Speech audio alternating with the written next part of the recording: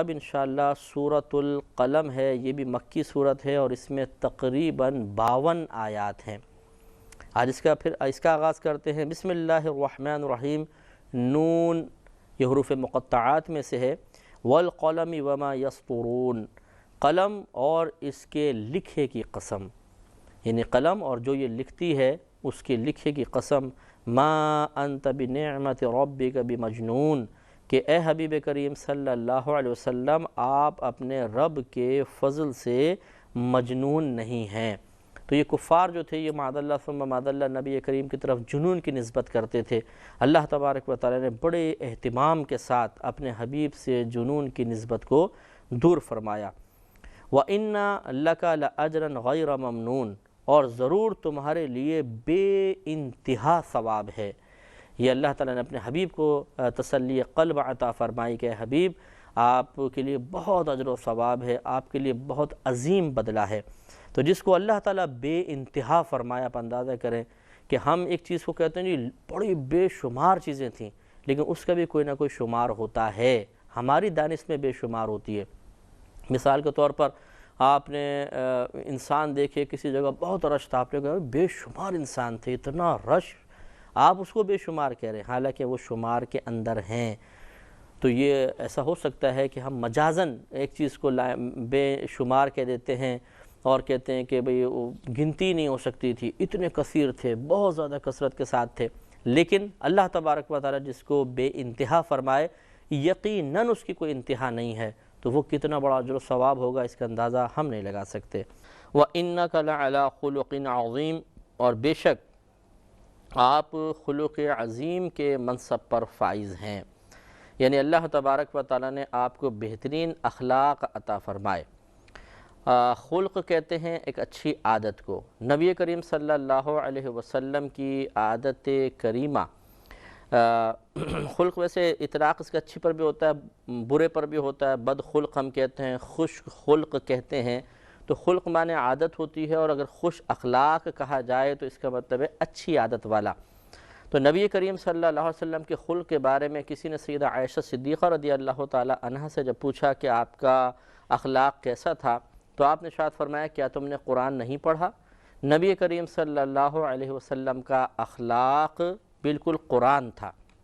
یعنی جو قرآن اخلاق حسنہ کی تعلیم دے رہا ہے، اگر اس کی کوئی عملی صورت دیکھنا چاہو تو نبی کریم صلی اللہ علیہ وسلم کو دیکھ لو، تمہیں ایسا لگے گا جیسے قرآن کی تھیوری ایک پریکٹیکل کے طور پر حرکت کر رہی ہے۔ تو لہٰذا نبی کریم صلی اللہ علیہ وسلم کے اخلاق حسنہ پر توجہ کرنا اور انہیں اختیار کرنے کی کوشش کرنا بہت ہی بڑی سعادت مندی کی بات ہے، کیونکہ خود اللہ نے قرآن عظیم میں یہ بیان فرما دیا کہ آپ خلق عظیم کے حامل ہیں۔ تو معلوم یہ ہوا کہ جو نبی کو اخلاق عطا کیے گئے، جو نبی کریم صلی اللہ علیہ وسلم کو عادات سے نوازا گیا، وہ سب سے عظیم ہیں، جن کی عظمت کو اللہ فرمائے، بیان کرے اور یہ فرما دے کہ یہ عظیم ہیں، تو یقیناً اس کی عظمت میں کوئی شبہ نہیں ہو سکتا۔ اور جب کوئی عمل، کوئی عادت خود اللہ اس کو عظیم فرما دے تو یقیناً اللہ تعالیٰ کی بارگاہ میں مقبول بنانے کے سلسلے میں وہ عادت انتہائی مؤثر کردار ادا کرے گی۔ اسی لیے اللہ تعالیٰ نے ایک اور مقام پہ بھی ارشاد فرمایا تاکہ ہمیں ترغیب پیدا ہو، ہم ان اخلاق کو اپنائیں کہ لَقَدْ كَانَ لَكُمْ فِي رَسُولِ اللَّهِ أُسْوَةٌ حَسَنَةٌ، کہ ضرور بے شک ان نبی کریم صلی اللہ علیہ وسلم کی زندگی میں تمہارے لیے بہترین عملی نمونہ ہے۔ تو ہمیں چاہیے کہ نبی کریم کے اخلاق حسنہ کو اختیار کریں۔ یہ یاد رکھیں کہ نبی کریم صلی اللہ علیہ وسلم کے جو اعمال ہیں یا آپ کی جو سنن آپ کہہ لیں، سنتیں ہیں، یہ دو طرح کی ہوتی تھیں۔ بعض آپ کے افعال ایسے ہوتے تھے جو آپ نے بطور عادت اختیار کیے تھے، انہیں سنن الزوائد کہا جاتا ہے، اسی کو سنت غیر مؤکدہ بھی کہتے ہیں۔ اور بعض چیزیں ایسی تھیں کہ جو نبی کریم صلی اللہ علیہ وسلم نے عبادت کی نیت سے ان کو اختیار فرمایا، عادت کی نیت سے نہیں تھی، یعنی عادتاً ایسا نہیں فرماتے تھے بلکہ خاص عبادت کے قصد و ارادے سے،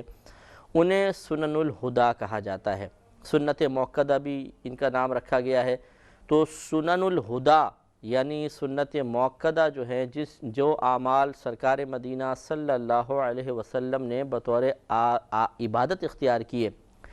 ان کو ایک دو بار چھوڑا، برا کیا اور چھوڑنے کی عادت بنا لیں گے تو گناہگار بھی ہوں گے۔ اس میں مثال کے طور پر جیسے اذان ہے، اقامت ہے، باقی جتنی اچھی عادات یعنی سچ بولنا، سخاوت کا مظاہرہ فرمانا، ایثار کرنا، یہ نبی کریم صلی اللہ علیہ وسلم کے اچھے اخلاق، پھر درگزر کرنا، نفس کے لیے انتقام نہ لینا، یہ چیزیں سنت موقدہ ہیں، ان کو اختیار کرنا ضروری ہے۔ اور دوسری سنن و زوائد کہلاتی ہیں کہ جو ایسے اعمال و افعال کے نبی کریم صلی اللہ علیہ وسلم نے بطور عادت اپنائے، وہ عربوں کی عادت تھی، اس کو اختیار کرتے ہوئے کوئی خاص تکلف نہیں کیا گیا کہ یعنی قصداً ارادتاً ایسا کیا جائے، بلکہ وہ ایک عادت میں شامل تھا۔ انہیں سنن زوائد کہتے ہیں۔ ان کا حکم یہ ہوتا ہے کہ ان پہ عمل کریں، بہت اچھی بات ہے، کیونکہ اس عمل کو یقیناً نبی کریم صلی اللہ علیہ وسلم سے نسبت حاصل ہے، لیکن اگر کوئی جان بوجھ کر بھی ترک کر دے تو اس پر ملامت نہیں ہے، آخرت میں گرفت نہیں ہے، وہ گناہگار نہیں ہوگا۔ جیسے کھانے پینے کے آداب ہیں، سنن ہیں، چلنے پھرنے کے، جوتا پہننے، کپڑا پہننے کے جو آداب وغیرہ ہوتے ہیں، یہ نبی کریم صلی اللہ علیہ وسلم کی عادات کریمہ تھیں، بطور عبادت آپ نے ان کو اختیار نہیں کیا تھا۔ بہرحال نبی کریم صلی اللہ علیہ وسلم نے کسی فعل کو بطور عبادت اختیار کیا ہو یا بطور عادت اختیار کیا ہو، ایک محبت رکھنے والے امتی کو چاہیے کہ اس عمل کو اختیار کرنے کی کوشش کرے، اس قصد و ارادے کے ساتھ بھی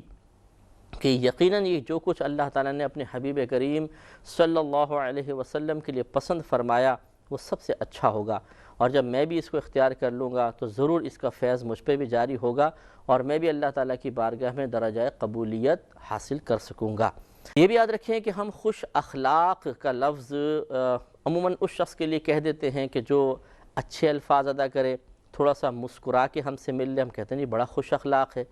حقیقتاً خوش اخلاق کا مطلب ہوتا ہے اچھی عادتوں والا۔ یہ صرف مسکرانے کے ساتھ یہ لفظ مقید نہیں ہو گیا،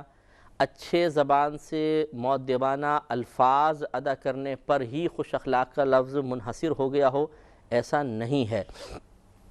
لہٰذا ایک سیلز مین ہے، وہ صرف اپنی چیز کو بیچنے کے لیے چہرے پہ مسکراہٹ زبردستی طاری کرتا ہے اور بڑے مؤدبانہ اور اچھے اور تعظیمانہ الفاظ کہہ کے گاہک کے دل کو مسخر کرنے کی کوشش کرتا ہے۔ ہم اسے بھی کہہ دیا کرتے ہیں جی خوش اخلاق ہے، حالانکہ تھوڑی دیر بعد اگر دیکھیں وہ گالیاں بھی بک رہا ہوگا، وہ بدنگاہی بھی کر رہا ہوگا، فحش کلامی کر رہا ہوگا، نمازیں چھوڑ رہا ہوگا، تو شریعت کی نگاہوں میں حقیقتاً یہ خوش اخلاق نہیں ہے۔ تو یہ بات بھی ذرا سمجھ لیجئے، اور سمجھنا بہت ضروری ہے کہ کہیں ایسا نہ ہو کہ ہم سوچیں کہ چلو جی میں بھی خوش اخلاق بن جاتا ہوں، اور خوش اخلاقی کی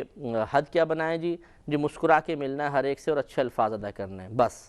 باقی چاہے تکبر کریں، غرور کریں، نماز قضا کریں، ماں باپ سے بدتمیزی کریں، آوارہ گرد دوست بنائیں، ہر قسم کی خراب حرکات کریں، تو ہماری خوش اخلاقی میں کوئی فرق نہیں آئے گا۔ یہ غلط ہے۔ خوش اخلاق کہتے ہیں اچھی عادتوں والے کو، تو تمام عادتیں اچھی ہونی چاہیے، ظاہر بھی اچھا، باطن بھی اچھا، تب حقیقتاً اس شخص پر لفظ خوش اخلاق بولنا چاہیے۔ صرف مسکرانا اور تکلفانہ طور پہ کچھ الفاظ کا ادا کر لینا، یا حکمت کے تحت جیسے سیلز مین ہے اس نے زبردستی مسکراہٹ چہرے پر قائم کر لی، تو یہ خوش اخلاقی نہیں ہوتی حقیقتاً۔ تو یہ دیکھیں پہلے یہ اوپر یہ آیت گزری تھی کہ ما انت بنعمت ربک بمجنون، اے حبیب کریم صلی اللہ علیہ وسلم آپ اپنے رب کے فضل سے مجنون نہیں ہیں۔ یہ ولید بن مغیرہ نے کہا تھا، اور اس کے جواب میں پھر اللہ تبارک و تعالی نے 2 آیات بیان فرمائیں جس میں اپنے نبی کریم صلی اللہ علیہ وسلم کے قلب انور کو تسلی کا سامان فراہم کیا گیا، اور جن صحابہ کی اس قسم کے جملوں کو سننے کے بعد دل آزاری ہوئی تھی ان کے قلوب کو تسلی اور سکون دیا گیا۔ لہذا اللہ تعالیٰ نے 2 باتیں بیان فرمائی تھیں کہ وَإِنَّ لَكَ لَأَجْرًا غَيْرَ مَمْنُونَ، اے حبیب کریم صلی اللہ علیہ وسلم ضرور آپ کے لیے بے انتہا ثواب ہے، اور دوسرا وَإِنَّكَ لَعَلَىٰ خُلُقٍ عَظِيمٍ، اور بے شک آپ خلق عظیم کے منصب پر فائز ہیں، یا آپ کو بہت ہی عظیم اخلاق عطا کیے گئے ہیں۔ اس سے معلوم ہوا کہ اگر کوئی نبی کریم صلی اللہ علیہ وسلم کی شان میں گستاخی کا مرتکب ہو تو سنت الہیہ یہ ہے کہ نبی کریم کی مدح کی جائے۔ لہٰذا اگر کوئی ماحول ایسا ہے کہ جہاں پہ نبی کریم کی شان میں گستاخی کی جاتی ہو، تنقیص کے پہلو جان بوجھ کے تلاش کیے جاتے ہوں، تو وہاں فضائل مصطفیٰ، کمالات مصطفیٰ کا بار بار تذکرہ انتہائی ضروری ہو جاتا ہے، کیونکہ ہر سنت الہیہ میں بہت زیادہ حکمتیں پوشیدہ ہیں۔ تو یہی انہی حکمتوں سے فائدہ اٹھانے کے لیے، انہی حکمتوں کو حاصل کرنے کے لیے، یا انہی حکمتوں کو پیش نظر رکھتے ہوئے، چاہے اگرچہ ہم کلی طور پر یا 100% ان حکمتوں پر واقف نہیں ہو پاتے ہیں جو اللہ کی حکمتیں ہوتی ہیں، لیکن بہرحال ہمیں بھی نبی کریم کے فضائل کو کثرت سے بیان کرنا چاہیے کہ اللہ کو بہت زیادہ محبوب ہیں۔ اور جب ولید بن مغیرہ نے یہ بدتمیزی کی تو اللہ تبارک و تعالیٰ نے ارشاد فرمایا فَسَتُبْصِرُوا، تو اب کوئی دم جاتا ہے، یعنی تھوڑی عرصہ ہے کہ تم بھی دیکھ لو گے وَيُبْصِرُونَ، اور وہ بھی دیکھ لیں گے، یعنی اے حبیب آپ بھی دیکھ لیں گے کہ ان کا انجام کیا ہوا ہے، مجنون کون ہے، یہ ہیں یا آپ ہیں، اور یہ بھی اپنا انجام دیکھ لیں گے کہ اللہ تبارک و تعالیٰ کس طریقے سے اس گستاخی کے جواب میں کسی کی عزت کے پرخچے اڑا دیتا ہے اور اسے بھرے بازار میں اور سب لوگوں کی نگاہوں میں ذلیل کر دیتا ہے، کہ جو نبی کریم صلی اللہ علیہ وسلم کے دامن عزت پر، آپ کے دامن ناموس کی طرف ناپاک ہاتھ بڑھانے کی کوشش کرے تو اللہ تبارک و تعالیٰ کا قہر اسے کاٹنے کے لیے ہم وقت تیار رہتا ہے۔ تو ولید بن مغیرہ کا انجام بڑا خراب ہوا، جس سے کہ بھی اگلی آیات آئیں گی کہ اللہ تبارک و تعالیٰ نے 10 اس کو برے القابات کے ذریعے اس کی مذمت کی، اور تمام لوگوں کے اندر یہ القابات جب بیان ہوئے تو کیا اس کا عزت کا جنازہ نکلا ہوگا وہ آپ خود سوچ لیجئے، تو وہ انشاءاللہ الفاظ ابھی آگے آئیں گے۔ تو اللہ تعالیٰ نے ارشاد فرمایا کہ فَسَتُبْصِرُوا، پس اے حبیب کریم صلی اللہ علیہ وسلم عنقریب آپ ملاحظہ فرما لیں گے، وَيَبْصِرُونَ، اور یہ بھی دیکھ لیں گے کہ ان کس قسم کی باتوں کا انجام کیا ہے، بِأَيِّكُمُ الْمَفْتُونَ، کہ تم میں سے کون مجنون تھا، کیا باتوں کا انجام ہوگا، اور یہ بھی ظاہر ہو جائے گا کہ تم میں سے کون مجنون تھا، یہ تمام باتیں سامنے آ جائیں گی۔ اِنَّ رَبَّكَ، بے شک آپ کا رب، هُوَ أَعْلَمُ، وہ خوب جانتا ہے، بِمَنْ، اس شخص کو جو ضل عن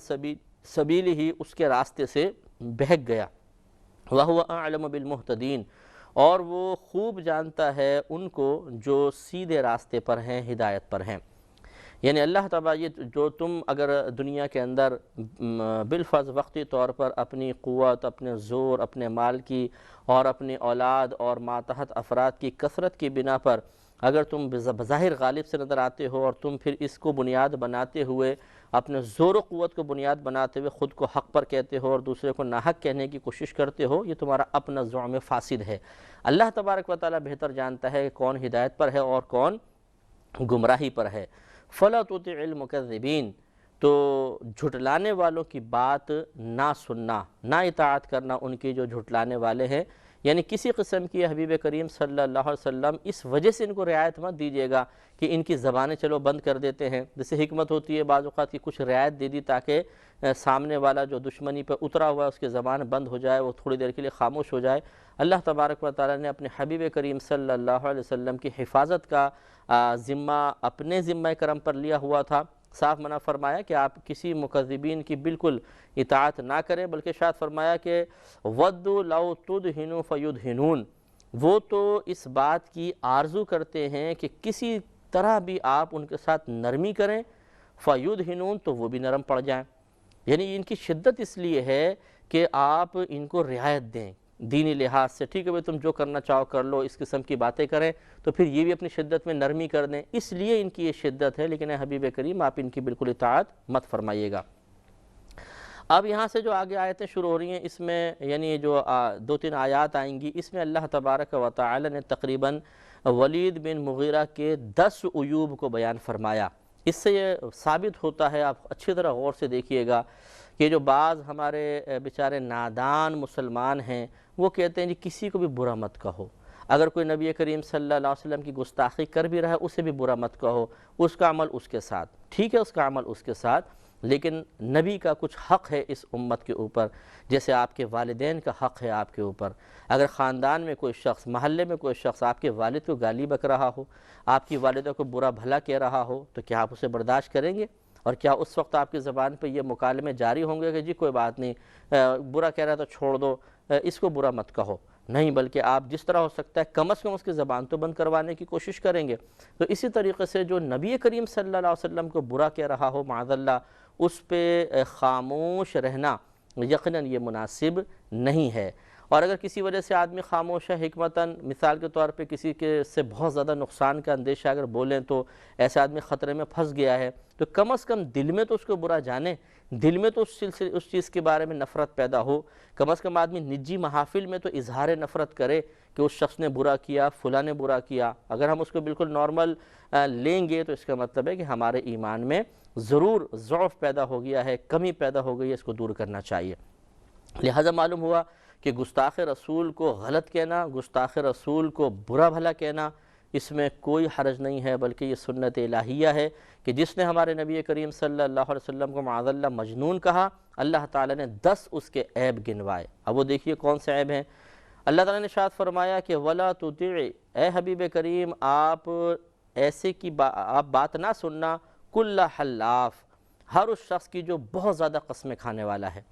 تو ایک تو یہ ولید بن مغیرہ کی صفت بیان کی، اس سے یہ معلوم ہوا کہ بہت زیادہ قسمیں کھانا یہ اللہ کو ناپسند ہے، کیونکہ یہ مقام مذمت ہے، اور اللہ تبارک و تعالیٰ نے یہاں پہ ولید بن مغیرہ کی مذمت کو بیان فرمایا ہے۔ اس سے اندازہ ہوتا ہے کہ کثرت سے قسمیں کھانا اللہ کو محبوب نہیں ہے۔ پھر فرمایا مہین یعنی ذلیل، ہماز بہت طعنے دینے والا، مشائم بنمیم بہت ادھر ادھر کی باتیں لگاتا پھرنے والا، یعنی ایک دوسرے سے چغلی جس کو کہتے ہیں کہ جھگڑا کرنے کے لیے، فساد پھیلانے کے لیے ایک کے راز دوسرے کے پاس، دوسرے کے راز اس کے پاس لگا دینا۔ مناع للخیر بھلائی سے بہت زیادہ روکنے والا، تو یہ بھی اس کے اندر ایک بری عادت تھی کہ لوگوں کو بھلائی سے روکتا تھا، غریبوں کو مت دو، فقیروں کو مت دو، اس طرح یہ روکتا تھا۔ معتدن حد سے بڑھنے والا، اثیم گناہگار، عتل درشت خو یعنی بد اخلاق، بعد ذالک زنیم، اور اس کے بعد یہ یعنی سب سے بڑھ کر یہ کہ وہ زنیم ہے۔ جب یہ آیات نازل ہوئیں تو ولید بن مغیرہ اپنی ماں کے پاس گیا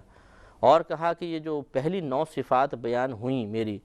یہ تو میں جانتا ہوں کہ میرے اندر ہیں اور بالکل ٹھیک بیان ہوئیں، لیکن 10ویں بات جو اللہ نے بیان فرمائی کہ میں زنیم ہوں اور میری اصل میں خطا ہے، تو مجھے بتا کہ کیا معاملہ ہوا تھا، کیونکہ وہی اتنا بے حیا ہو سکتا ہے کہ جو اپنے ہم عام انسان اپنے ماں باپ، اپنے استاد کے بارے میں کچھ نہیں کہہ سکتے نازیبہ کلمات، اور کوئی بمانگے دہل اپنے اگر نبی کے بارے میں برے الفاظ کہہ رہا ہے تو اس کا مطلب ہے کہ وہ شخص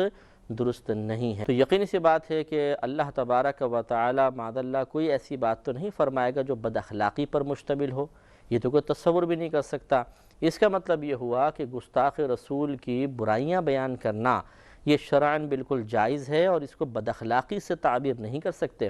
اس لیے کہ یہ سنت الہیہ ہے۔ تو لہٰذا معلوم یہ ہوا کہ ولید بن مغیرہ نے ہمارے نبی کی گستاخی کی تو اللہ نے اس کی عزت کا پردہ چاک کر دیا، اور وہ بے عزت ہوا اور سب لوگوں کے سامنے ذلیل ہوا۔ اسی طریقے سے اگر کوئی نبی کریم صلی اللہ علیہ وسلم کی شان میں گستاخی کرے اور کوئی شخص اس کو برا کہے تو ہم اس کو مورد الزام نہیں ٹھہرا سکتے۔ آگے ارشاد فرمایا کہ ان کان ذا مال و بنین، اس پر کہ کچھ مال اور بیٹے رکھتا ہے، یعنی اتراتا ہے اس بات پر کہ وہ کچھ مال اور بیٹے رکھتا ہے، اس لیے نبی کریم صلی اللہ علیہ وسلم کی شان میں اس قسم کے نازیبہ کلمات کہتا ہے۔ اذا تتلی علیہ آیاتنا، جب پڑھی جاتی ہیں اس پر ہماری آیات، قولا تو کہتا ہے اساطیر الاولین، یہ تو اگلوں کی قصے کہانیاں ہیں، یعنی جو پہلے لوگ گزر چکے ان کی قصے کہانیاں ہیں۔ معاذ اللہ ثم معاذ اللہ نصیحت قبول نہیں کرتا۔ سنسمہ علی الخرطوم، قریب ہے کہ ہم اس کی یہ خرطوم کہتے ہیں سونڈ کو، تھوتنی اس کو کہتے ہیں۔ آپ نے کبھی اگر ڈومیسٹک پگ کو دیکھا ہو، یہ سور جس کو کہتے ہیں، اس کی ایک تھوتنی سی ہوتی ہے، لمبی تھوڑی سی سونڈ سی ہوتی ہے، تو اللہ تبارک و تعالیٰ نے اس کو اس سے تعبیر فرمایا کہ قریب ہے کہ ہم اس کی سور کی سی تھوتنی پر داغ لگا دیں گے۔ تو کہا جاتا ہے کہ اس کی ناک کٹ گئی تھی بعد میں کسی حادثے میں، تو گویا کہ اللہ تبارک و تعالیٰ نے اس گستاخ رسول کو ایک تو ویسے ہی اس کی عزت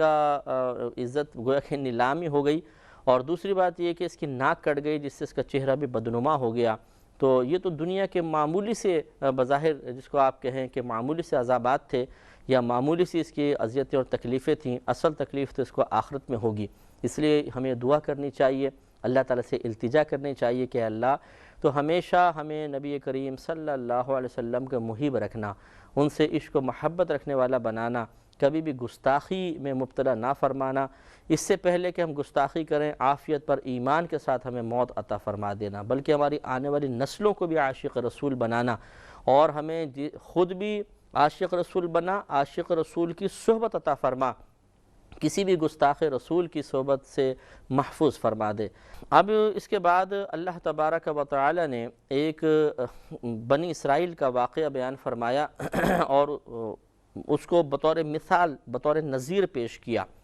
مسئلہ یہ ہوا کہ جب کفار نے بہت زیادہ تنگ کیا تو نبی کریم صلی اللہ علیہ وسلم نے اللہ کی بارگاہ میں انہیں آزمائش میں مبتلا کرنے کی دعا فرمائی،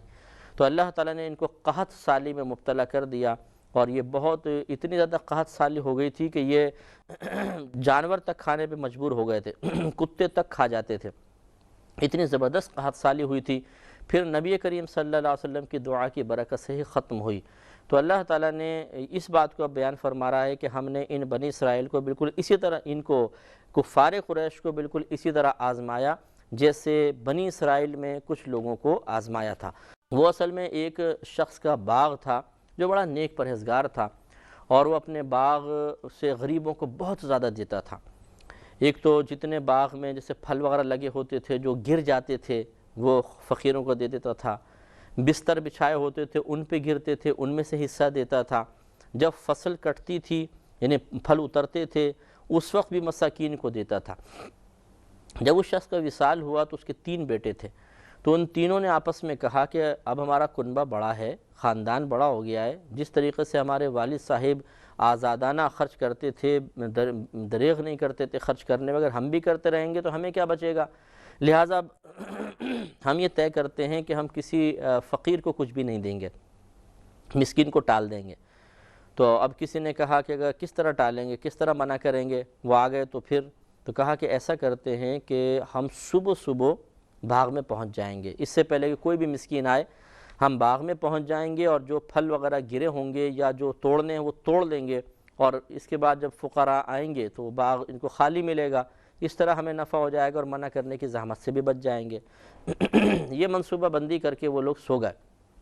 اب اس طرف اللہ تبارک و تعالیٰ کو یہ بات بڑی ناپسند ہوئی،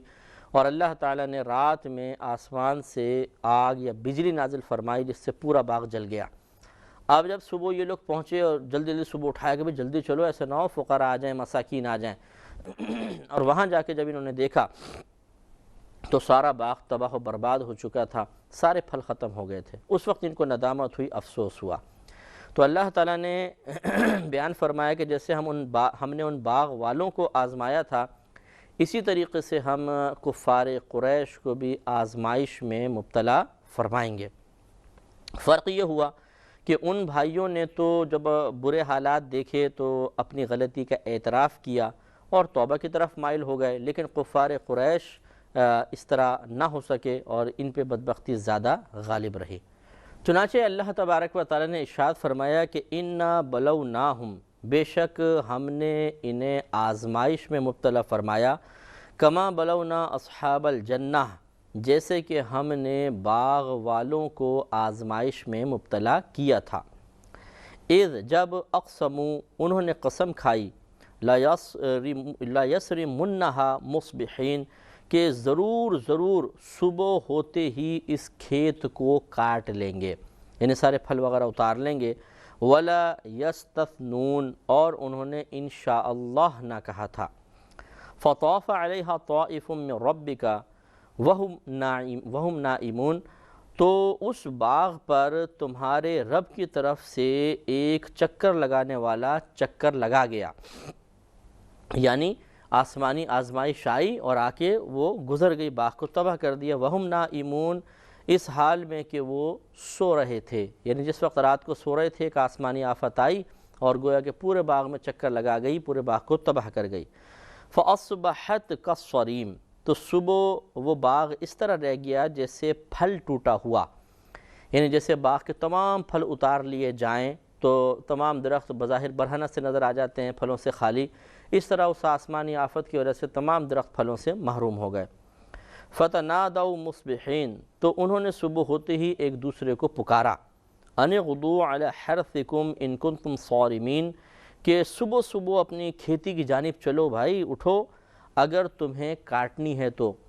یعنی جلدی جلدی وہ ہڑبڑا کے اٹھے کہ بھائی جلدی چلو، اگر صبح صبح تمہیں کاٹنا ہے کھیت تو یا باغات صاف کرنے تو کر لو، ورنہ پھر مساکین آ جائیں گے۔ فَانْطَلَقُوا وَهُمْ يَتَخَافَتُونَ، تو وہ چلے اور آپس میں آہستہ آہستہ کہتے جاتے تھے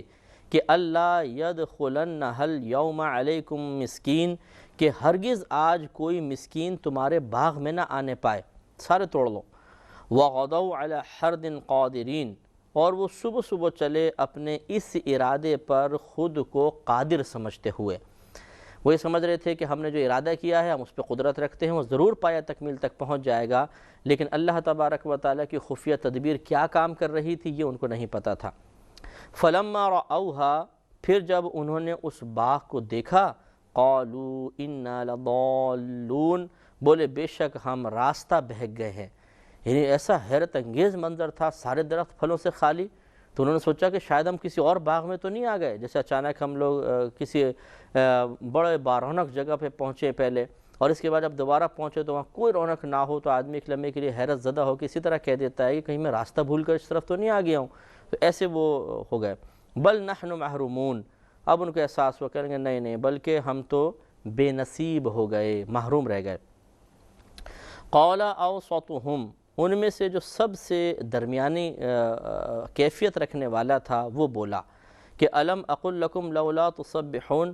کیا میں نے تم سے نہیں کہا تھا کہ تسبیح تم کیوں نہیں کرتے ہو اللہ تعالیٰ کی، یعنی تم شکر کرو، میں نے تمہیں پہلے نصیحت کی تھی لیکن تم نے میری بات کو نہیں مانا۔ قالوا، انہوں نے کہا سبحان ربنا، پاکی ہے ہمارے رب کو، انا کننا ظالمین، بے شک ہم ظالم لوگ تھے، یعنی واقعی ہم سے ظلم سرزد ہو گیا، خطا ہو گئی کہ ہمیں اپنے رب کی پاکی بیان کرنی چاہیے تھی، اس کا شکر ادا کرنا چاہیے تھا، لیکن ہم نے ایسا نہ کیا۔ فَأَقْبَلَ بَعْضُهُمْ عَلَى بَعْضٍ يَتَلَاوَمُونَ، اب ایک دوسرے کی طرف ملامت کرتا متوجہ ہوا۔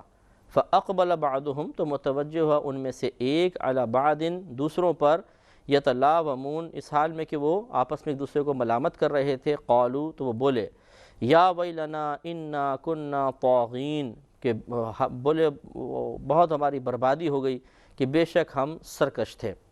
عسى ربنا ان يبدلنا خيرا منها انا الى ربنا راغبون، امید ہے کہ ہمارا رب اس سے بہتر بدلہ عطا فرمائے گا، ہم اپنے رب کی طرف رغبت کرتے ہیں، رجوع کرتے ہیں۔ كذلك العذاب، اللہ تعالیٰ نے فرمایا کہ مار یا اللہ کی طرف سے عذاب ایسا ہی ہوتا ہے۔ وَلَعَذَابُ الْآخِرَةِ أَكْبَرُ، اور بے شک آخرت کا عذاب تو بہت ہی بڑا ہے۔ لَوْ كَانُوا يَعْلَمُونَ، کیا ہی اچھا ہوتا کہ اگر یہ اس بات کو جان لیتے۔ تو اس واقعے میں بہت ہی زبردست درس ہے، اس پہ توجہ کرنی چاہیے کہ اللہ تبارک و تعالیٰ نے اس چھوٹے سے واقعے میں ہمیں بہت ہی پیاری بات سمجھا دی ہے کہ جب اللہ تبارک و تعالیٰ کسی کو کوئی نعمت عطا فرمائے تو اس نعمت میں غریبوں کا حصہ خود بخود عطا فرما دیتا ہے۔ یہ اچھی طرح یاد رکھیں کہ آپ جو بھی کماتے ہیں اس میں کچھ حصہ آپ کا ہوتا ہے اور کچھ حصہ اللہ تبارک و تعالیٰ غیر کا آپ کو عطا فرما دیتا ہے، اور وہ پھر غیر کا حصہ ہمیں غیر تک پہنچانا ہی ہوتا ہے۔ ابھی ہمیں پتہ نہیں چلتا ہے کہ دیکھیں، ایک تو صورت یہ ہے کہ ہمارے پاس اتنا مال ہے کہ اس پہ زکوٰۃ بن گئی، یہ تو کنفرم ہے کہ اس میں اللہ تبارک و تعالیٰ نے دوسرے کا حصہ ہمیں عطا کر دیا تھا، حالانکہ وہ براہ راست دینے پہ قدرت رکھتا تھا، لیکن یہ اس کی کرم نوازی ہے کہ اس نے یہ ارادہ فرمایا کہ میں اس بندے کے ذریعے وہی مال جو میں نے کسی کی قسمت میں لکھ دیا ہے اس بندے کے ذریعے پہنچاؤں۔ براہ راست بھی پہنچا سکتا تھا،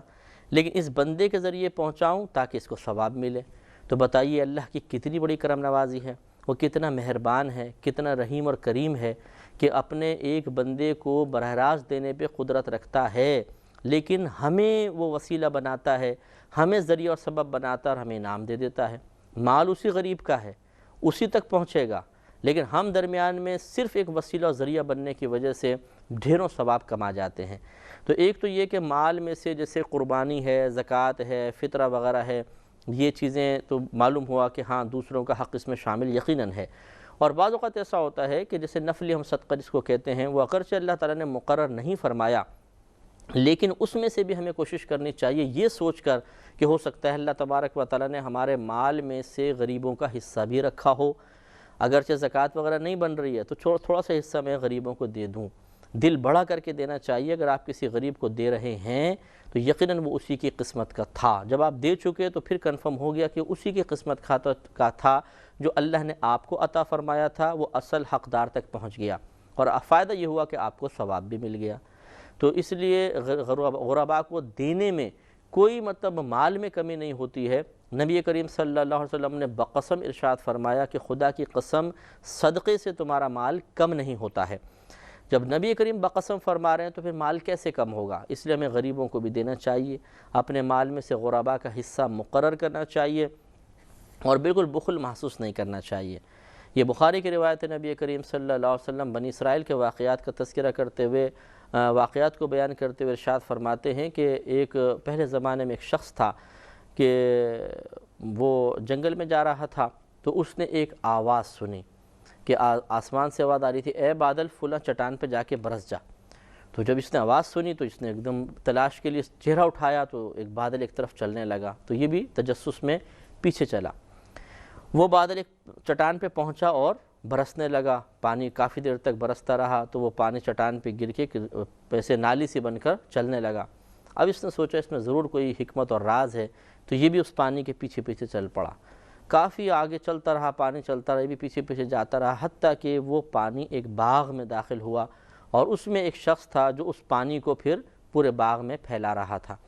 تو انہوں نے جا کر کہا کہ سلام وغیرہ کیا اور کہا کہ اے شخص، میں تجھ سے پوچھنا چاہتا ہوں کہ تیری کون سی نیکی ایسی ہے جو اللہ تبارک و تعالیٰ کی بارگاہ میں مقبول ہے؟ اس نے کہا بھائی میں تو گناہ گار سا آدمی، میری کون سی نیکی اللہ کی بارگاہ میں مقبول ہو سکتی ہے؟ میں تو کوئی خاص کام نہیں کرتا ہوں۔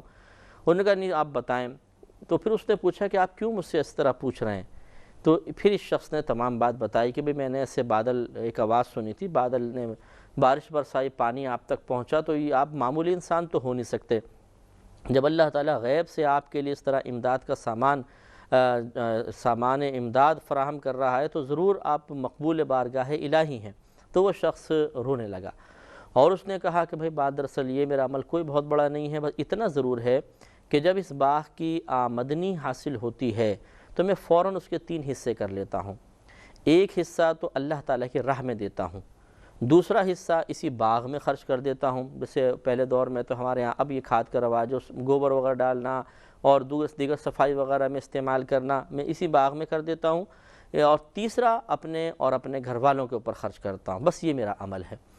تو معلوم یہ ہوا کہ جو شخص اللہ تبارک و تعالیٰ کے لیے بھی، یعنی غرباء فقراء کے لیے اللہ کی رضا کی خاطر ایک حصہ مقرر کر دیتا ہے تو پھر اللہ تعالیٰ اس کی غیب سے امداد فرماتا ہے۔ یہ یاد رکھیں کہ اگر آپ صدقہ کریں گے تو اللہ تعالیٰ کی طرف سے امداد کی 2 صورتیں ہوں گی۔ ایک ایسی صورت ہوگی جس کے ذریعے آپ جان جائیں گے کہ آپ کو فائدہ حاصل ہوا، ایک ایسی صورت ہے کہ جو آپ کو پتہ بھی نہیں چلے گا اور اللہ تعالیٰ آپ کو فائدہ پہنچا دے گا۔ مثلاً آپ نے صدقہ کیا، ایک دم آپ کا کاروبار ترقی کر گیا، آپ کی پروموشن ہو گئی، آپ کو اچانک کہیں سے پیسے حاصل ہو گئے جائز طریقے سے، تو یہ تو چیزیں وہ ہیں کہ بالکل آپ واضح طور پہ جان جائیں گے کہ جی ہاں کچھ اضافہ ہوا ہے۔ اور بعض اوقات ایسا ہوتا ہے جب آپ صدقہ کریں گے آپ کی کوئی چیز میں اضافہ نہیں ہوگا، لیکن اللہ تعالیٰ آپ کو ایکسیڈنٹ سے محفوظ کر دے گا، بیماریوں سے محفوظ کر دے گا، پریشانیوں سے محفوظ کر دے گا، آپ کے دشمنوں کو آپ سے روک دے گا، آپ کو پتہ بھی نہیں ہوگا اور یہ کام ہو جائیں گے۔ تو یہ چیزیں ہم پہ منکشف ہی نہیں ہوتی ہیں، ہم جاتے ہیں آفس واپس آ جاتے ہیں، پورے 30 دن تک کچھ بھی نہیں ہوتا۔ کبھی آپ نے سوچا کہ کس نے مجھے 30 دن تک تمام ایکسیڈنٹ سے محفوظ رکھا؟ اللہ تعالیٰ نے، اور ہو سکتا ہے آپ کے عمل کے بدلے میں ہو۔ اللہ تعالیٰ سمجھنے کی توفیق عطا فرمائے۔ اور اب اس کے بعد اللہ تبارک و تعالیٰ متقین کا، نیک لوگوں کا اور مسلمانوں کا، مومنین کا تذکرہ فرما رہا ہے کہ اِنَّ لِلْمُتَّقِينَ عِنْدَ رَبِّهِمْ جَنَّاتِ النَّعِيمِ، بے شک ڈرنے والوں کے لیے، متقین کے لیے ان کے رب کے پاس چین کے باغ ہیں، یعنی ایسے باغ ہیں جن سے چین و سکون حاصل ہوگا۔ أَفَنَجْعَلُ الْمُسْلِمِينَ كَالْمُجْرِمِينَ، کیا ہم مسلمانوں کو مجرمین کی طرح بنا دیں گے؟ یہ ان کفار کے جواب میں تھا کہ جب انہیں آخرت کے معاملے میں نصیحت کی گئی کہ آخرت ہے، اللہ کی بارگاہ میں جانا ہے، وہاں حساب و کتاب دینا ہے، تو انہوں نے کہا کہ اچھا اگر ایسا ہے کہ ہمیں وہاں اٹھایا ہی جائے گا تو وہاں پر بھی ہم تم سے بہتر ہوں گے مالی اعتبار سے، ہر لحاظ سے۔ تو اللہ تبارک و تعالیٰ نے ان کا رد فرمایا کہ جب وہاں پر سب لوگ اٹھیں گے تو مسلمانوں کی ایک شان ہوگی، اللہ کا ان پر احسان و کرم ظاہر ہوگا، تو کیا پھر وہ مجرمین کے برابر ہو جائیں گے؟ اطاعت گزار اور نافرمان دونوں برابر ہو جائیں گے؟ یقینی سی بات ہے کہ یہ جاہلانہ فیصلہ ہے، ایسا ہرگز نہیں ہو سکتا ہے۔ ما لکم، تمہیں کیا ہو گیا؟ اللہ تعالیٰ نے بیان فرمایا تمہیں کیا ہو گیا، کیف تحکمون، تم کیسا حکم لگاتے ہو، یہ کیسا فیصلہ کر رہے ہو؟ یہ بالکل غلط فیصلہ ہے اور جہالت پر مشتمل فیصلہ ہے۔ ام لکم کتاب فیہ تدرسون، اب یہ بہترین انداز سے گریب فرمائی کہ جو تمہارا دعویٰ ہے کہ اگر ہم وہاں پر اٹھیں گے تب بھی مسلمانوں سے بہتر ہوں گے، تو اللہ نے فرمایا کیا تمہارے پاس کوئی کتاب ہے کہ اس میں سے یہ بات پڑھتے ہو؟ ان لکم فیہ لما تخیرون، کہ بے شک تمہارے لیے اس کتاب میں وہ ہے جس کو تم یقیناً پسند کرتے ہو، یعنی کوئی ایسی کتاب ہے کہ جس میں ایسی باتیں ہیں کہ جس کو تم پسند کرتے ہو، اگر ایسا ہے تو پیش کر کے بتاؤ۔ ام لکم ایمان علینا بالغۃ الی یوم القیامہ، یا تمہارے لیے کوئی قسم ہے، کچھ قسمیں ہیں ہم پر جو قیامت تک پہنچنے والی ہیں، یعنی کیا ایسا ہے کہ تم نے ہم پہ کچھ قسمیں لازم کر دی ہیں، یا ہم نے قسم کھا کے تمہیں کسی انعام کا ذکر کر دیا ہے کہ قیامت تک وہ قسم قائم رہے گی اور پھر قیامت کے روز جس چیز کے بارے میں قسم کھائی گئی ہے وہ تمہیں عطا کر دی جائے گی؟ اگر ایسا ہے تو چلو وہ بتاؤ۔ ان لکم لما تحکمون، کہ کیا تمہارے پاس، جو اوپر بیان فرمایا تھا کہ کیا تمہارے لیے کچھ قسمیں ہیں ہم پر جو قیامت کے دن تک پہنچنے والی ہیں؟ ان لکم لما تحکمون، کہ بے شک تمہیں وہ کچھ ملے گا جس کا تم دعویٰ کر رہے ہو، اگر ایسا ہے تو پیش کرو۔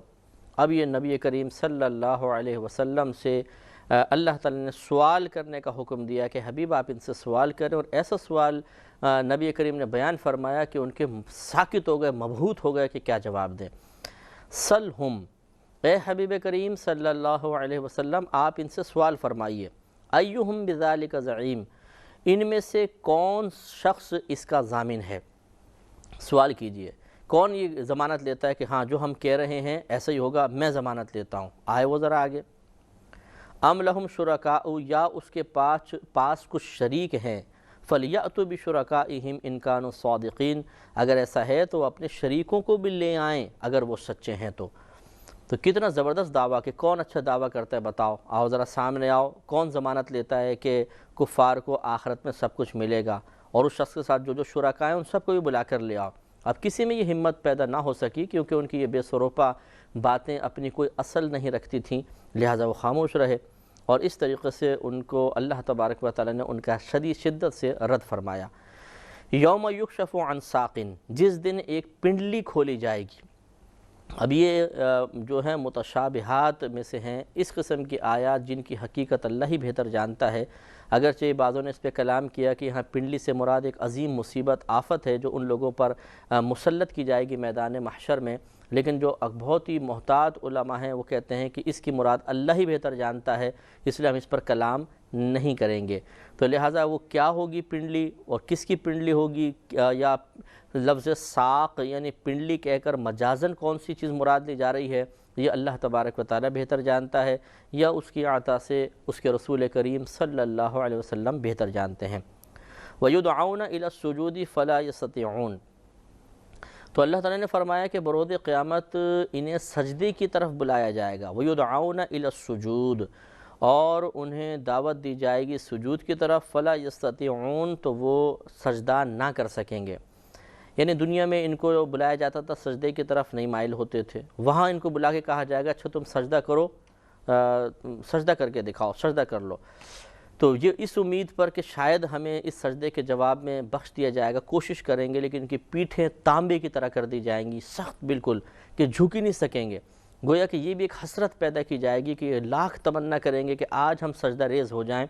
لیکن ان کی پشتیں ان کا ساتھ نہیں دیں گی اور یہ بالکل اکڑ کے کھڑے رہیں گے۔ خاشعۃ ابصارہم، تو فلا یستطیعون، تو یہ استطاعت نہیں رکھ سکیں گے، خاشعۃ ابصارہم، اس حال میں کہ اپنی نگاہیں جھکائے ہوئے ہوں گے، یعنی ندامت سے آنکھیں جھکی ہوئی ہیں، اب کیا کریں، جھکا ہی نہیں جا رہا ہے، بالکل پیٹھ سخت ہو گئی ہے۔ ترحقہم ذلہ، ان پر ذلت مسلط ہو رہی ہوگی، وقد کانوا یدعون الی السجود، اور بے شک دنیا میں یہ سجدے کے لیے بلائے جاتے تھے، وہم سالمون، جب یہ بالکل تندرست اور سلامت تھے۔ دنیا میں ان کو بلاتے تھے، اس وقت نہیں مانا، اور اس وقت بالکل خواہش نہیں کی۔ آج ان کی خواہش ہے لیکن اللہ ان سے ناراض ہے، آج سجدہ ریز نہیں ہو سکیں گے۔ تو اللہ نے ارشاد فرمایا فَذَرْنِي وَمَنْ يُكَذِّبُ بِهَذَا الْحَدِيثِ، تو اے حبیب کریم صلی اللہ علیہ وسلم اس شخص کو مجھ پر چھوڑ دو کہ جو اس بات کو جھٹلاتا ہے، جو آخرت کا انکار کرتا ہے، بس آپ اس کو مجھ پر چھوڑ دیجئے، اس کا انجام آخرت میں انتہائی دردناک ہوگا۔ سَنَسْتَدْرِجُهُم مِّنْ حَيْثُ لَا يَعْلَمُونَ، قریب ہے کہ ہم انہیں آہستہ آہستہ لے جائیں گے، یعنی عذاب کی طرف لے جائیں گے جہاں سے انہیں خبر بھی نہ ہوگی۔ یعنی یہ اپنی عیش کوشیوں میں، اپنے اولاد کی کثرت پر، اپنے ماتحتین متبعین کے کثرت تعداد پہ گھمنڈ کرتے رہ جائیں گے، اپنے سرداری کے زعم میں مبتلا ہوں گے، خوش آمدیوں کی خوشامد سے اپنے آپ کو بہت کچھ سمجھ رہے ہوں گے، لیکن ان کو یہ نہیں پتہ ہوگا کہ آہستہ آہستہ اللہ تبارک و تعالی کی خفیہ تدبیر اپنا کام کر رہی ہے، اور پھر اچانک ان کو موت آئے گی اور سب کچھ ختم ہو جائے گا۔ وَأُمْلِي لَهُمْ، اور میں ڈھیل دوں گا ان کو، إِنَّ كَيْدِي مَتِينٌ، بے شک میری خفیہ تدبیر بہت مضبوط ہے۔ تو اللہ تعالیٰ کی خفیہ تدبیر واقعی اس کا بس اللہ تعالیٰ عافیت عطا فرمائے۔ بعض اوقات ایک آدمی عزت کے بہت اعلیٰ منصب پہ فائز ہو جاتا ہے اور اتنی طاقت اس کے پاس ہوتی ہے کہ وہ گھمنڈ میں مبتلا ہو جاتا ہے کہ اب مجھے کون چھیڑ سکتا ہے، اب مجھے کون گرا سکتا ہے۔ سیاسی طور پہ اگر آپ دیکھیں تو یہ چیزیں اس چیز کا آپ کو بہت ساری اس کی مثالیں مل جائیں گی، لیکن اللہ تبارک و تعالیٰ کیا فیصلہ کر چکا ہے، پوشیدہ طور پر کیا اس کا حکم نافذ ہو چکا ہے، اس سے ہم لوگ غافل ہوتے ہیں، اور پھر ہم یہ دیکھتے ہیں کہ ایک شخص بڑے مقام عزت پہ ہے، اچانک وہ ذلت میں مبتلا ہو جاتا ہے، ایک بہت زیادہ مالدار ہے، اچانک غریب ہو جاتا ہے، ایک بہت ہی غریب ہوتا ہے، اچانک مالدار اور مقام عزت پر فائز ہو جاتا ہے۔ تو اللہ تبارک و تعالیٰ کی خفیہ تدبیر بہت ہی اس سے ڈرنا چاہیے۔ ایسا نہیں کہ دنیاوی آسائش، دنیاوی مال و متاع، طاقت، حسن و جمال یا کسی بھی نعمت کی وجہ سے انسان اپنے آپ کو یہ سمجھے کہ اب یہ نعمت دائمی طور پہ میرے پاس رہے گی اور میں کبھی بھی زوال پذیر نہیں ہو سکتا۔ یہ غلط خیال ہے۔ اللہ کی خفیہ تدبیر بعض اوقات کچھ اور کام کر رہی ہوتی ہے اور انسان پھر تباہ و برباد ہو جاتا ہے، جیسے کفار ہو گئے۔ تو لہٰذا ہمیں ہر لمحہ اللہ سے ڈرنا چاہیے، اپنے رب کریم کی ثنا، اس کی مدح، اس کی تسبیحات بیان کرنی چاہیے۔ اگر کوئی نعمت اللہ تعالیٰ کی طرف سے ہمیں حاصل ہو جائے تو اسے فقط اللہ کا کمال، اللہ تعالیٰ کا احسان، اس کا فضل و کرم قرار دینا چاہیے، اپنی ذاتی کمال نہیں۔ اور انسان کسی بھی مقام عروج تک پہنچ جائے، اپنے زوال پر ہمیشہ نگاہ رکھے کہ میں زوال پذیر بھی ہو سکتا ہوں۔ لہٰذا اعلیٰ مقام پہ پہنچنے کے بعد متکبرانہ جملے کہنا، دوسروں کو حقارت کی نگاہ سے دیکھنا، یہ قطعاً غیر مناسب ہے۔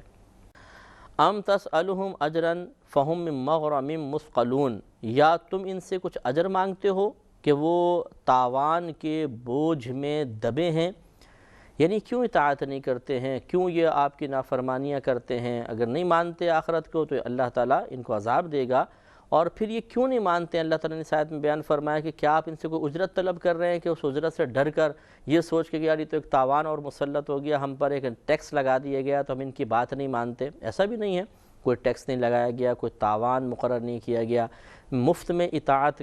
کی دعوت دی جا رہی ہے کہ اطاعت اگر کرو گے تو انعام کثیر بلکہ اللہ کی طرف سے ملیں گے۔ تو کوئی بھی ایسی، یعنی بیان کرنے کا مقصود یہ ہے کہ کوئی بھی ایسا ان کے پاس معقول عذر نہیں ہے کہ جس کو بنیاد بناتے ہوئے یہ اللہ تبارک و تعالیٰ اور اس کے رسول کریم صلی اللہ علیہ وسلم کی اطاعت سے دور ہو سکتے ہوں اور اس دور ہونے کو اپنے لیے جائز اور حق بیان کر سکتے ہوں، حق قرار دے سکتے ہوں۔ ایسا نہیں ہو سکتا۔ ام عندہم الغیب فہم یکتبون، یا ان کے پاس غیب ہے کہ وہ لکھ رہے ہیں؟ اس سے مراد یہ ہے کہ کیا غیب ہے، یعنی کیا وہ لوح محفوظ پر مطلع ہو گئے کہ اس میں کچھ باتیں ان کے موافق لکھی ہیں اور اس کو یہ لکھ کر اور پھر یہ آپ کے سامنے بیان کر دیتے ہیں؟ ایسا بھی نہیں ہے۔ فصبر، جب یہ ثابت ہو گیا کہ ان کی سرکشی ہے، شرارتیں ہیں اور کچھ بھی نہیں ہے، کوئی ان کے پاس دلائل وغیرہ نہیں ہے، تو فصبر، اے حبیب کریم صلی اللہ علیہ وسلم آپ انتظار کیجئے، لحکم ربی کا، اپنے رب کے حکم کا انتظار فرمائیے۔ لیکن یہ اس وقت ہے کہ آیات ہیں کہ جب جہاد کی آیات نازل نہیں ہوئی تھیں۔ جب جہاد کی آیات نازل ہو گئیں تو پھر آپ کو انتظار کا حکم نہیں تھا، بلکہ پھر ان کے ساتھ جہاد کا حکم ہوا، قتال کا، جنگ کرنے کا حکم ہوا، اور نبی کریم نے ان سے قتال فرمایا۔ وَلَا تَكُنْ كَصَاحِبِ الْحُوتِ، اور اے حبیب کریم صلی اللہ علیہ وسلم آپ مچھلی والے کی طرح مت ہو جائیے گا۔ حضرت یونس علیہ السلام کا واقعہ پہلے بھی بیان ہوا کہ آپ نے قوم نے جب آپ کی اطاعت نہیں کی تو اس سے پہلے کہ اللہ تبارک و تعالی آپ کو اس قوم سے نکلنے کا حکم دیتے اور پھر اس قوم پہ عذاب نازل ہوتا تو آپ جلال میں آ کے اس وقت سے پہلے ہی چلے گئے تھے۔ تو اس کی بنا پر اللہ تبارک و تعالی نے آپ کو ایک آزمائش میں مبتلا کیا کہ جب آپ سمندری کنارے پہنچے تو ایک بڑی مچھلی نے آپ کو نگل لیا اور اس کے پیٹ میں آپ کافی دن تک رہے اور بالکل نحیف و نازار ہو گئے۔ لیکن یہ معاذ اللہ کو سزا کے طور پر نہیں تھا، جیسے کہ ابھی آگے آپ دیکھیں گے کہ اللہ تبارک و تعالی نے کتنا کرم فرمایا، بلکہ آپ کو یہ بیان فرمایا گیا کہ آپ کو اپنے منتخب اور صالحین بندوں میں چن لیا تھا اللہ تبارک و تعالی نے، ان میں آپ کا شمار فرمایا گیا تھا۔ لہٰذا یہ اللہ تعالیٰ کی حکمتیں ہوتی ہیں کہ وہ تنبیہات فرماتا ہے، اور ہر تنبیہ یا ہر ایسی طریقہ اختیار کرنا جس سے انسان متنبہ ہو جائے، ہوشیار ہو جائے، وہ بطور سزا نہیں ہوتا ہے، یہ اچھی طرح یاد رکھیے۔ لہذا اللہ تعالیٰ نے ارشاد فرمایا کہ حبیب کریم آپ اس شخص کی طرح نہ ہو جائیے، اس مچھلی والے کی طرح مت ہو جائیے گا، یعنی حضرت یونس علیہ السلام کی طرح آپ مت ہو جائیے گا کہ اپنی قوم کے درمیان سے آپ نکل جائیں ناراض ہو کر، اس سے پہلے کہ اللہ تعالیٰ آپ کو اجازت مرحمت فرمائے۔ اذ نادا وہو مکظوم، کہ جب اس نے پکارا اس حال میں کہ اس کا دل ڈوب رہا تھا، یعنی جب آپ مچھلی کے پیٹ میں گئے تو اندھیرا، ایک عجیب و غریب ماحول، تو آدمی کا دل بیٹھنا شروع ہو جاتا ہے۔ تو ارشاد فرمایا گیا کہ جس وقت اس نے پکارا اس حال میں کہ اس کا دل گھٹ رہا تھا، ڈوب رہا تھا، لولا ان تدارکہ نعمت من ربہ، اگر اس کے رب کی نعمت اس کی خبر کو نہ پہنچ جاتی، یعنی اس کو سہارا نہ دیتی اللہ تعالیٰ کی رحمت، لَنُبِذَ بِالْعَرَاءِ، تو ضرور میدان پر پھینک دیا جاتا، وَهُوَ مَظْمُوم، الزام دیا ہوا، کہ ان پہ الزام ہوتا، انہیں سزا ملتی، لیکن ایسا نہیں ہوا کیونکہ وہ اللہ تعالیٰ کے محبوب بندے تھے، اللہ تعالیٰ کی رحمت ان پر نازل ہوئی۔ معلوم ہوا کہ یہ تو رحمت کا ایک اظہار تھا، صرف تنبیہ تھی، کوئی سزا نہیں۔ فَاجْتَبَاهُ رَبُّهُ، تو چن لیا اسے اس کے رب نے، فَجَعَلَهُ مِنَ الصَّالِحِينَ، تو اسے اپنے قرب خاص رکھنے والے بندوں میں بنا دیا، شمار فرما دیا۔ وَإِن يَكَادُ الَّذِينَ كَفَرُوا، اور ضرور کافر تو قریب ہے کہ ایسا محسوس ہوتا ہے کہ لَا يُزْلِقُونَكَ بِأَبْصَارِهِمْ، کہ گویا اپنی بد نظر لگا کر تمہیں گرا دیں گے، یعنی وہ بری نظروں سے آپ کو دیکھتے ہیں، نظر بد حق ہوتی ہے، اور اس میں بھی اس کا اظہار ہے کہ ضرور کافر تو ایسا محسوس ہوتا ہے، ایسا لگتا ہے کہ گویا آپ کو اپنی بری نظر کے ذریعے گرا دیں گے، لما سمعوا الذکر، کہ جب وہ قرآن سنتے ہیں، وَيَقُولُونَ إِنَّهُ لَمَجْنُونَ، اور کہتے ہیں کہ معاذ اللہ ثم معاذ اللہ کہ بے شک یہ نبی تو ضرور مجنون ہیں، وَمَا هُوَ إِلَّا ذِكْرٌ لِّلْعَالَمِينَ، اور وہ تو قرآن پاک تو نہیں مگر تمام جہان والوں کے لیے، تمام جہانوں کے لیے نصیحت ہے۔ یعنی اللہ نے تو قرآن کے اندر پند و نصائح بیان فرمائے، جن کو سننے کے بعد، جن پہ غور و تفکر کرنے کے بعد، جن کے تقاضوں کے مطابق عمل کرنے کے بعد انسان دنیا میں بھی سرخرو ہو سکتا ہے، اللہ تبارک و تعالیٰ کی بارگاہ میں بھی بلند مقام حاصل کر سکتا ہے، اپنے آپ کو ہزارہا آفات و بلیات سے محفوظ کروا سکتا ہے۔ لیکن ان لوگوں کی بدبختی یہ ہے کہ یہ قرآن سنتے ہیں، اس کے باوجود اس کے حق ہونے کو تسلیم نہیں کرتے، اس کے تقاضوں کے مطابق عمل نہیں کرتے، بلکہ یہ نبی کریم کو ایسی نگاہوں سے دیکھتے ہیں کہ گویا کہ اس طرح کی تمنا کر رہے ہوں کہ کاش ہماری نظر ان کو لگ جائے اور یہ معاذ اللہ ہلاک ہو جائیں یا کچھ بھی معاملہ ہو جائے۔ تو اللہ تبارک و تعالی نے ان آیات کریمہ میں ہمیں سمجھایا کہ ہمیں کوشش یہ کرنی چاہیے کہ قرآن کو پڑھیں اور پڑھنے کے بعد اس سے نصیحت حاصل کریں، کفار کی مثل نہ ہو جائیں جو قرآن سننے کے بعد ان کو بالکل مطلب اس کے مضامین کو، اس کی تعلیمات کو، اس میں پوشیدہ بہترین نصیحتوں کو یکسر فراموش کر دیا کرتے تھے۔ صدق اللہ العظیم۔